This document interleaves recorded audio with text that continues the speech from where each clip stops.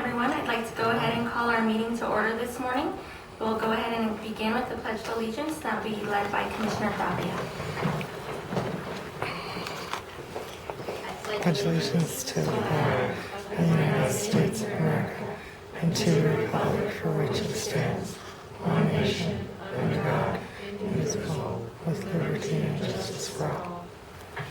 Thank you. Our invocation will now be led by Michael.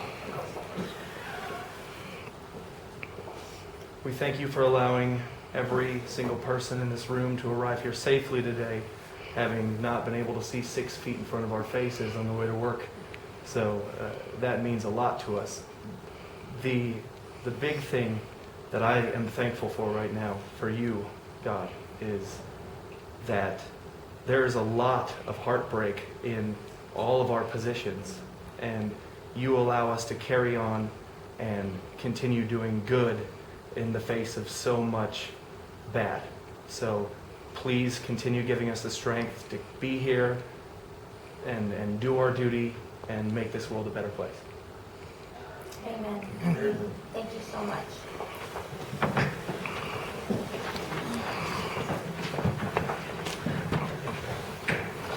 Okay, I'd like to begin with approval of the minutes for October 26, 2011. Is there a motion for approval? Thank you. Is there a second? Second. It's been moved and seconded. Any discussion? Seeing none, all those in favor say aye. Aye. Aye. Motion passes. We will now go to approval of the meeting agenda. Is there a motion? Thank you. There's a motion on the table. Is there a second? A second motion. It's been moved and seconded. Any discussion? Seeing none, all those in favor say aye. Aye. Aye. Motion passes. We will now go to approval of the consent agenda. Is there a motion for approval? Thank you. Is there a second? Second. It's been moved and seconded. Any discussion or any questions? No. Okay. There are no questions or no discussion. All those in favor say aye. Aye. Aye. Motion passes. We will now go to that item of public requests. If there's anyone in the audience that would like to discuss anything for 2 minutes on any topic other than what is listed on the agenda, now would be the time to do so. Anyone?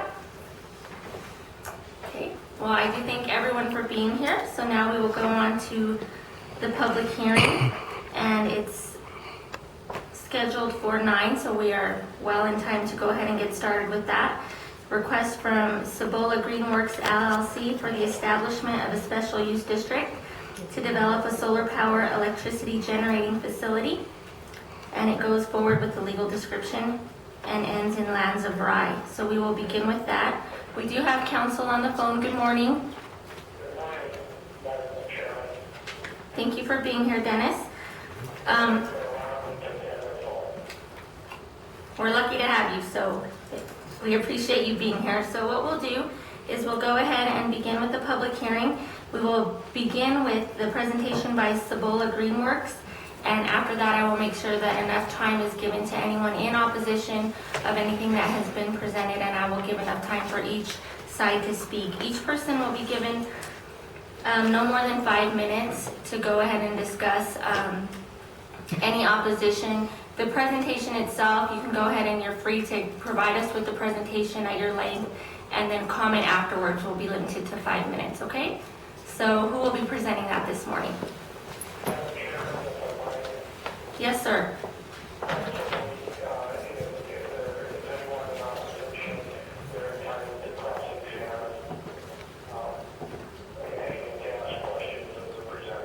Absolutely. Thank you. We will make sure. Hey, Michelle, did you want to swear everyone in?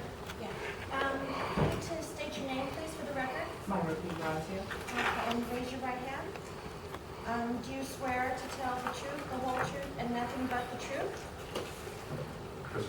Yes.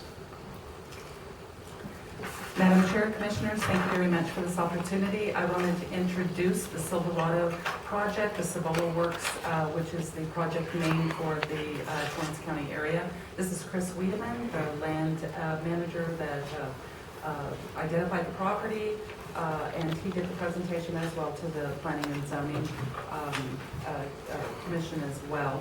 The State Economic Development Department and I are here for questions as well. And with that, I will turn it over to Chris. Okay, thank you so much. Do you want me to hand out anything? Thank you, Myra, for the introduction. I have hard copies of the presentation as well.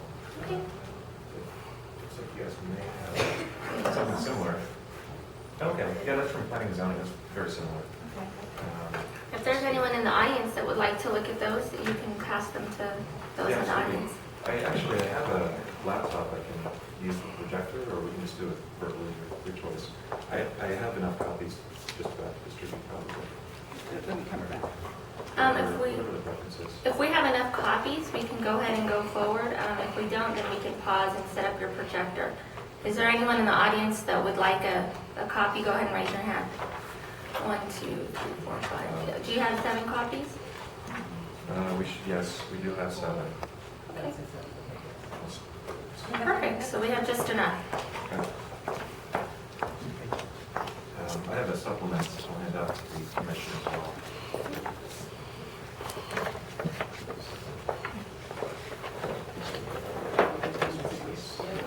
Thank you very much.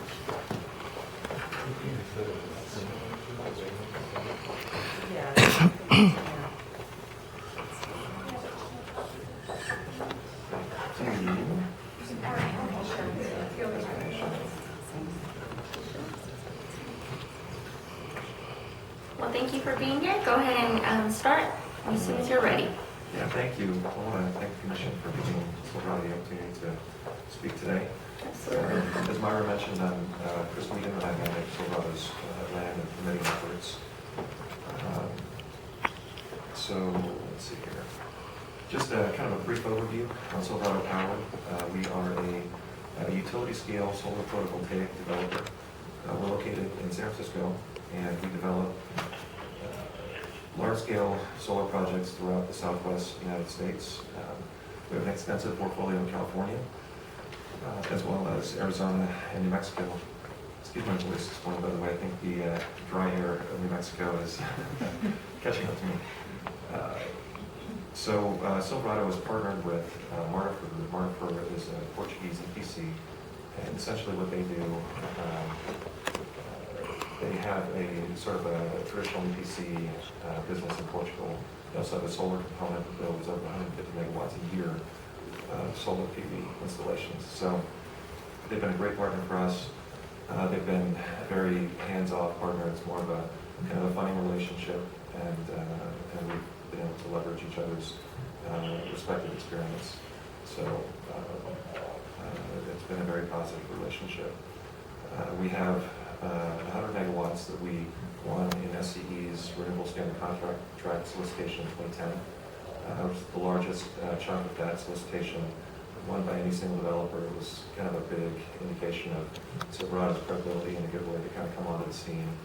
The company was formed in 2010 by a group of industry veterans. John Cheney, who formed Renewable Ventures, which was later sold to Federal Audio, and Sun Edison. So, and then several executive members from Torrance as well.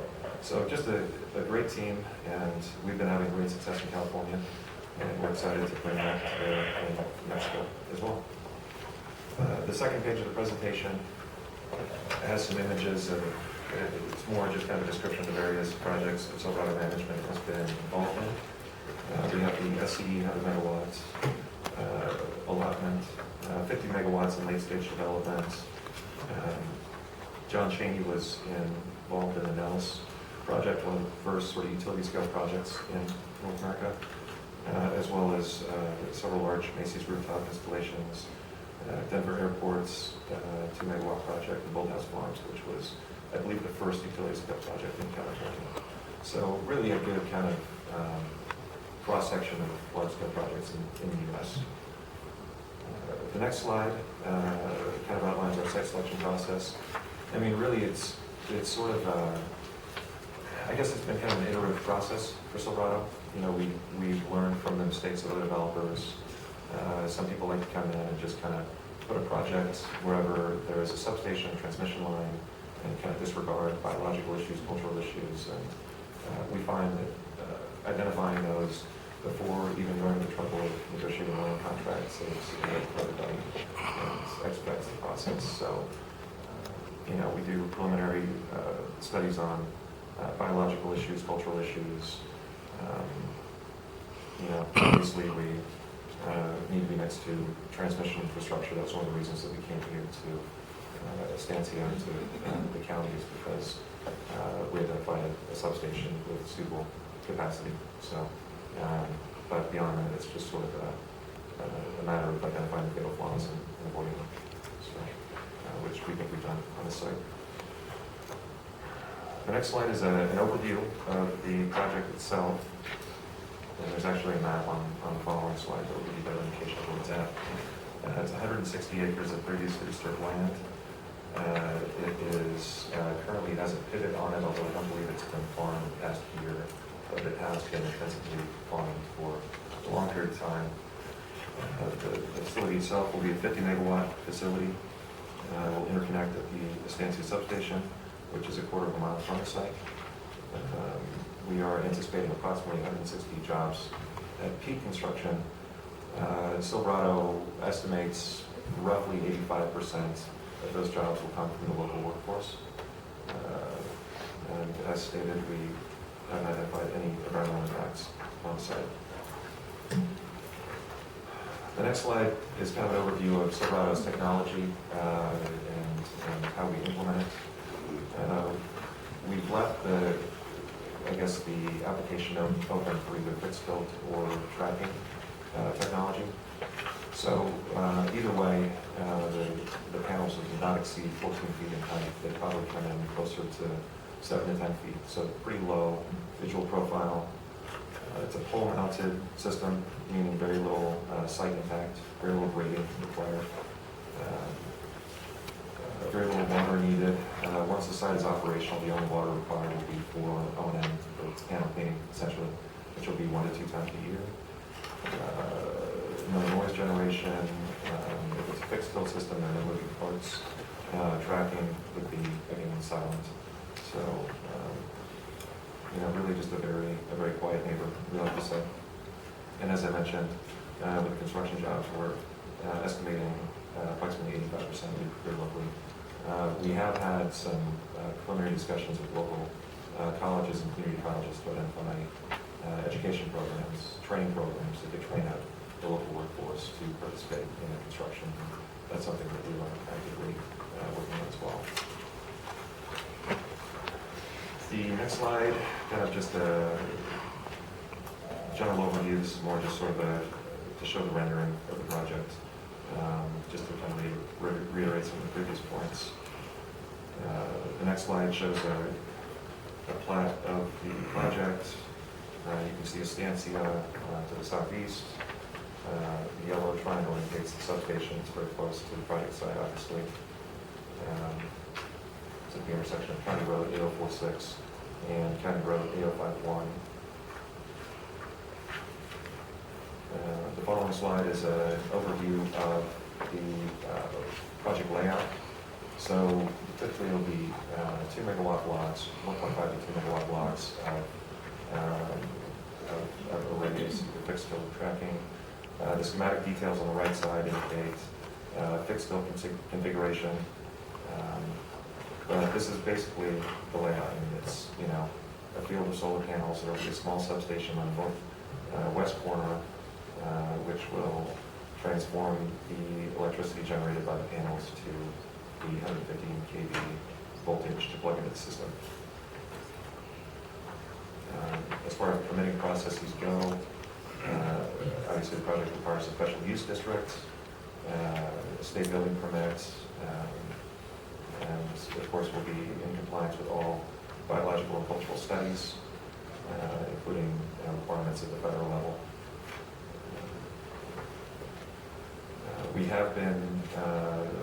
We are committed to being an active member of the local community. We recognize that this project is going to be here for 25, 30 years, depending on the contract that it's signed up for. And that's a long time to be kind of a neighbor. So I think a lot of developers have the attitude they can kind of cruise into town and cruise back out again. And it's Silverado's approach that we want to establish lasting relationships locally and make sure that we are a good neighbor. We've had extensive talks with the Estancia Valley Economic Development Agency. It's been very productive. Obviously, Myra introduced the project. We do plan to work with VITA and state agencies to identify the local labor force, and we think that would be a great way to kind of, hone in on where there might be opportunities for local hiring and really implement that. So in terms of sort of integrating the public community, I think, in the local community, that's a great start, and the conversation's been very positive so far. I will just address the supplement that I handed out to the commission as well, briefly. So we're in the process, and maybe I'll let Myra speak to this a little bit more, we're in the process of doing an economic impact analysis for the project. So I understand that there's been some delay at the state level of processing those analyses. This is sort of a similar impact analysis that was developed by No1 to assess impacts of solar and wind projects. So I offer this as kind of a ballpark economic impact analysis of the project. I think, I'm not sure how this will compare to the final impact analysis that you'll receive for the project, but it's intended to give kind of a rough idea of what some of the local impacts will be. So hopefully this is helpful, just kind of a frame of reference while we wait for the final impact analysis. Okay. So. Would you like to go through that, or? I suppose we can go through some of the more important numbers. Before you do that, Kathy, did you have an opportunity to look it over already? No, Madam Chairman, this is the first time I'm seeing it. Okay. And I can explain the delay in the Okay, yeah, if you'll come Sure. forward, that would be great. Sure.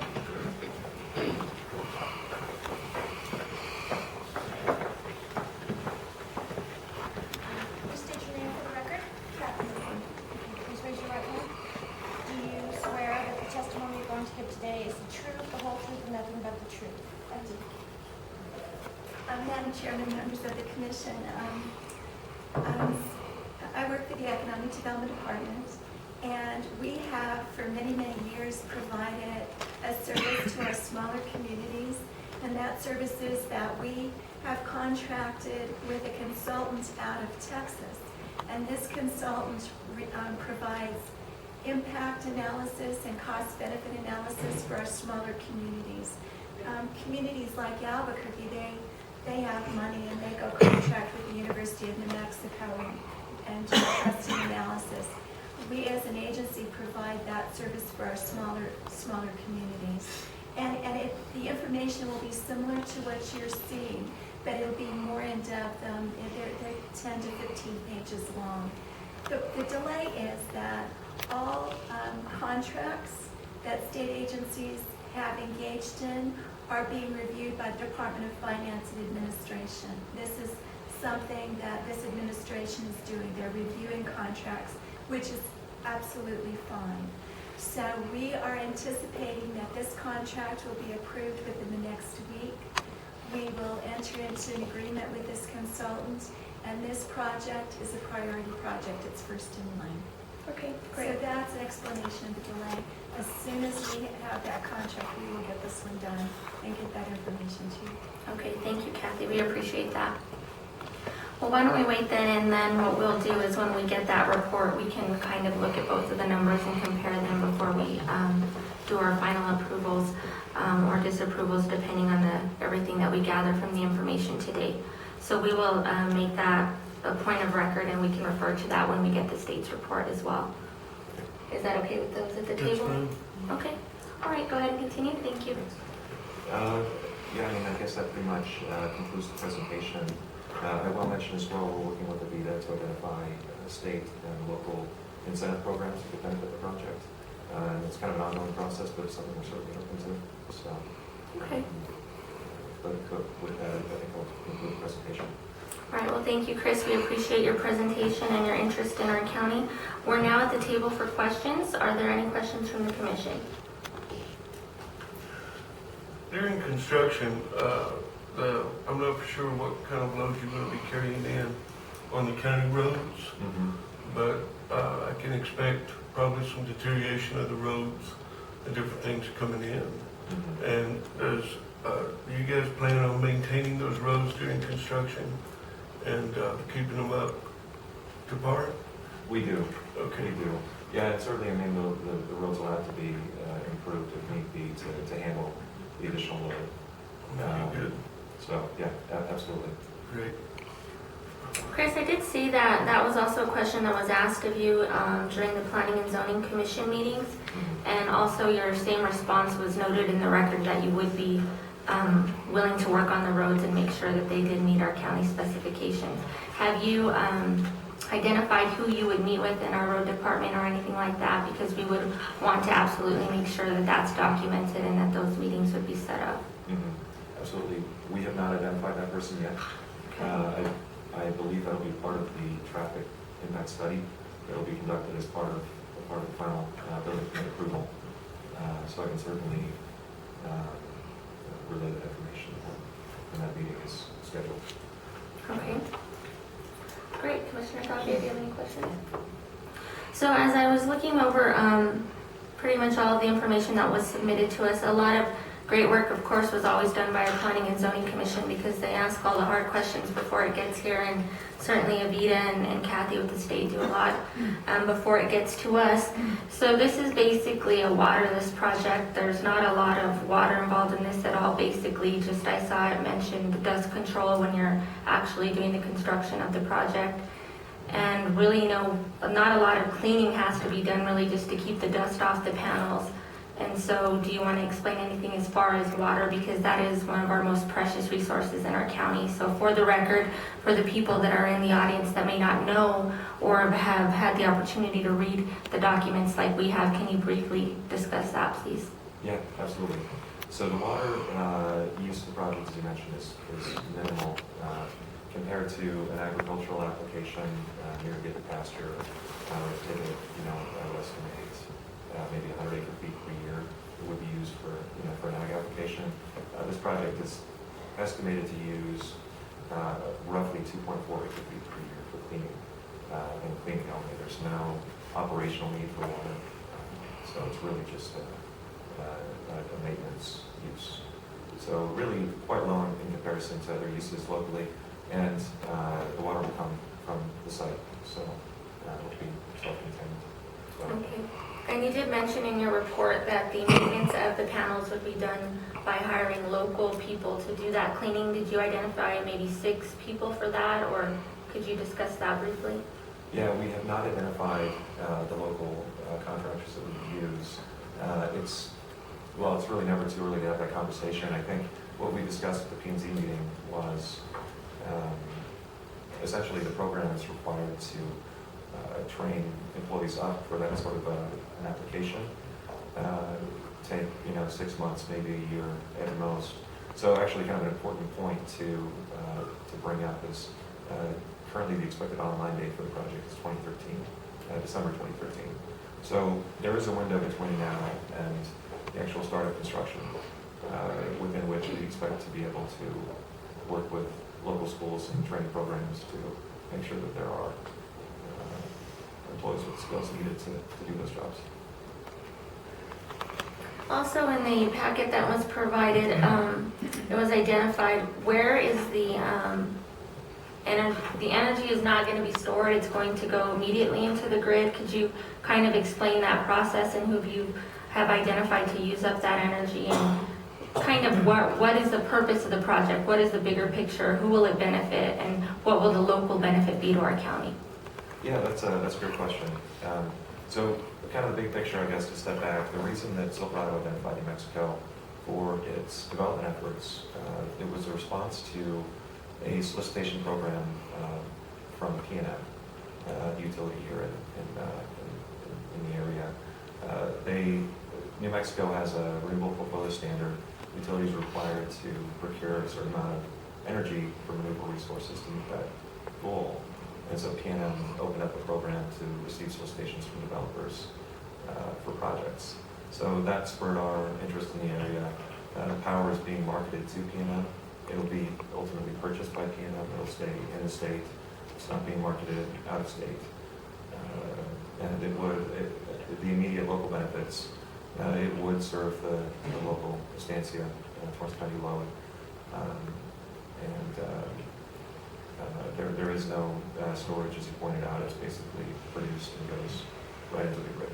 So pretty fluid technology in terms of transferring electrons to the grid. Great. We did see in the packet provided that you do have a contract with the landowner in place. What is the contract with PNM? Is there a time frame on that? Have they made a commitment to you, and what's your commitment to them? They have not yet made a commitment to us. It's an ongoing process.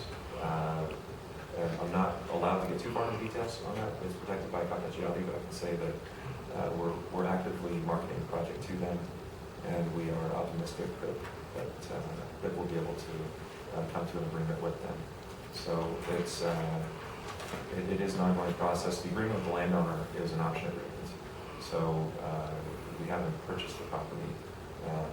So the option sort of matches the development timeline. I guess we get all the different pieces lined up and then execute the option. Okay. So it's sort of part of the process. So the company itself was actually formed in 2010. And how many other projects in that time frame do you have them up and running, or are most of your projects in development? So the short answer is most of them are in development. The long answer is the members of Silverado's executive team have been in the industry for a decade. So they collectively have numerous projects up and running and have developed them through their full life cycle. Silverado was formed to respond to sort of a new opportunity in the industry. So Silverado's specific projects are not, the development cycle for these projects is often 3 years, 4 years. So considering the amount of time since Silverado's been up and running, I would say our projects are quite far along. And there are a number of projects, some of which are highlighted in the presentation, that have been built by Silverado's. And I guess one of my final questions is, you did mention being a good neighbor and commitment to community. What kind of projects have you thought of, or what way would you give back to the community other than, of course, the financial impact that would be given in jobs and so forth? And certainly we like to be a leader in green energy. We have a wind farm in Torrance County, and so we see that finally New Mexico is being noticed for our wind and sun. But what other what kind of commitment have you thought of, as far as, is it partnering with the schools? Have you put any thought into that?